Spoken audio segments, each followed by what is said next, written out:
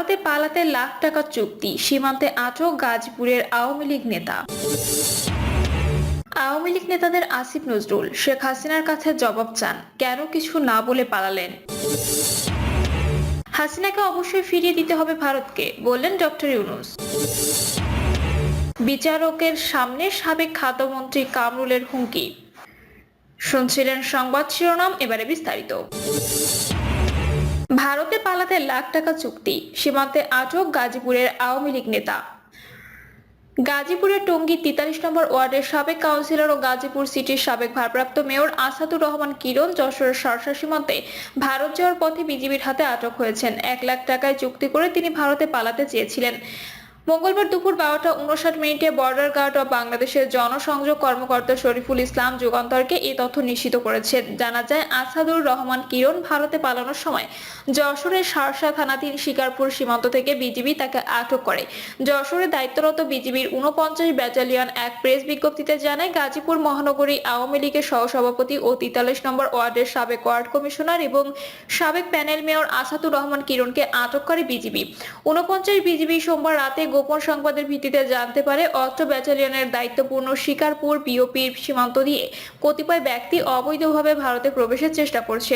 এ প্রেক্ষিতে আনুমানিক রাত 11:30টায় বিজিবির শিকারপুর বিওপির টহল দল মেইন পিলার ২৮-এর ১ থেকে আনুমানিক ১০০ গজ বাংলাদেশ ভারতে বেতনা নামক স্থান এলাকায় অভিযান চালায় বিজিবি। এ সময় অবৈধভাবে ভারতে অনুপ্রবেশের সময় গাজীপুর মহানগরীর আওয়ামী লীগের সহসভাপতি ও ৪৩ নম্বর ওয়ার্ডের সাবেক ওয়ার্ড কমিশনার এবং সাবেক প্যানেল মেয়র আসাদুজ্জামান খান কিরণকে আটক করা হয়। আটক ব্যক্তিকে প্রাথমিক জিজ্ঞাসাবাদে জানা যায়, স্থানীয় মানব পাচারকারী যশোর জেলার শার্শা থানায় রামচন্দ্রপুর গ্রামের নূর নবীর মাধ্যমে ১ লাখ টাকা চুক্তির বিনিময়ে ভারতে যাওয়ার জন্য সীমান্ত এলাকায় আসেন।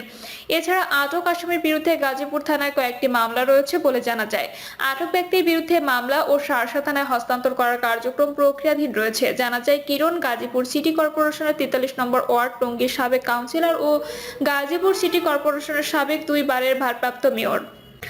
তিনি গাজীপুর মহানগর আওয়ামী লীগের সহসভাপতি। ২০১৩ সালে গাজীপুর সিটি কর্পোরেশনের প্রথম নির্বাচনে কিরণ কাউন্সিলর হন। সেই মেয়াদে নির্বাচিত মেয়র বিএনপির ভাইস চেয়ারম্যান অধ্যাপক এম মান্নানকে মিথ্যা মামলায় জেলে দিয়ে কিরণ ভারপ্রাপ্ত মেয়রের দায়িত্বে বসেন।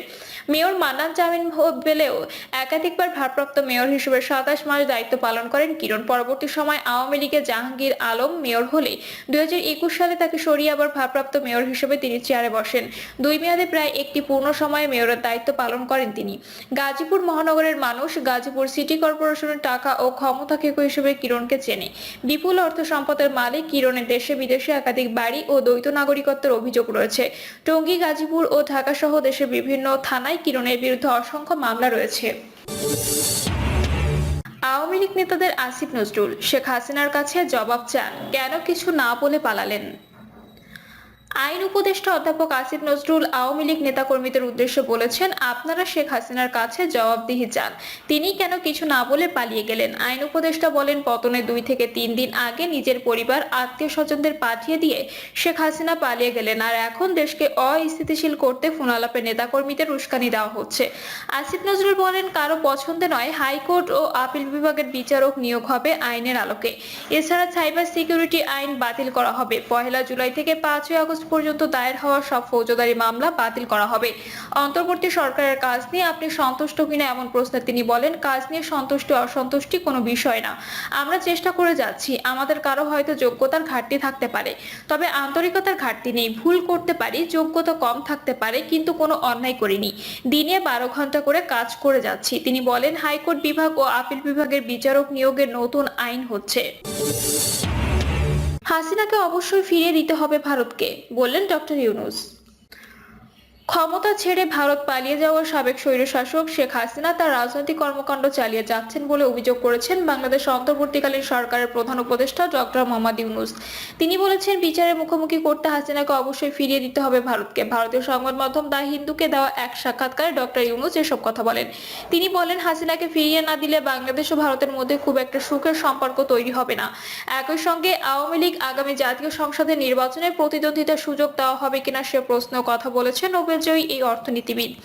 সংবাদ মাধ্যমটির ওয়েবসাইটে সাক্ষাৎকারটি প্রকাশিত হয়। ভারতের প্রধানমন্ত্রী নরেন্দ্র মোদীর সাথে দেখা না হওয়া নিয়ে ডক্টর ইউনূস বলেন, হ্যাঁ, এটি এখনো ঘটেনি। আমি যখন জাতিসংঘের সাধারণ অধিবেশনে গিয়েছি তখন মোদী সেখান থেকে চলে গিয়েছিলেন। আমি বাকুতে জলবায়ু সম্মেলনে যোগ দিয়েছিলাম, কিন্তু মোদী সেখানে ছিলেন না। বিমস্টেক বাতিল করা হয়েছে এবং আমরা কেউই কমনওয়েলথ বৈঠকে যাইনি, কিন্তু তার মানে এই নয় যে আমরা দেখা করব না। আমরা শুধু প্রতিবেশী নই, ইতিহাস আমাদের একত্র করেছে, ভূগোল আমাদের একত্রিত করেছে, ভাষাগত সম্পর্ক আমাদের একত্রিত করেছে, সাংস্কৃতিক যোগসূত্র আমাদের একত্রিত করে। প্রথম দিন থেকেই আমি প্রধানমন্ত্রী মোদীকে স্যারকে পুনরুজ্জীবিত করার প্রস্তাব দিয়েছি। অকার্যকর গোষ্ঠী হতে হবে কেন? এমনকি আমি পরামর্শ দিয়েছিলাম যে সার্ক নেতারা নিউ ইয়র্কে মাত্র 5 মিনিটের জন্য হলেও যেন বৈঠক করতে পারেন। ভারত ও বাংলাদেশ এখন বিমস্টেক, BBIN ও সহযোগিতা করছে, তাহলে সার্ক কেন? এমন প্রশ্নের জবাবে প্রধান উপদেষ্টা বলেন, সার্ক নয় কেন? আমরা যত বেশি বন্ধু এবং সম্পর্ক তৈরি করতে পারি তত ভালো। সার্কে চলতেই হবে। এমন হওয়া উচিত নয় যে শুধুমাত্র দুই দেশের মধ্যে সম্পর্কের কারণে পুরো গোষ্ঠীটি অদৃশ্য হয়ে যায়। আমরা একটি রেজুলেশন পাস করতে পারি, ভারত পাকিস্তানের যে কোনো ইস্যুকে এজেন্ডা থেকে স্থগিত করতে পারি, কিন্তু সার্কে শেষ করতে পারি না। সন্ত্রাসবাদ শেষ না হওয়া পর্যন্ত সার্কের কর্মকাণ্ড স্থগিত করতে 2016 সালে ভারতকে সমর্থন করা কি বাংলাদেশের জন্য ভুল ছিল কিনা? এমন প্রশ্নের জবাবে ডক্টর ইউনূস বলেন, আমরা যদি এমন শর্ত সামনে রাখি তাহলে কোনো সম্পর্ক চলবে না। দুই সদস্য দেশের সম্পর্কের কারণে দক্ষিণ এশিয়ার অন্য সব দেশকে কেন ভুগতে হবে? এই দিন না, বিচারকের সামনে সাবেক খাদ্যমন্ত্রী কামরুলের হুমকি।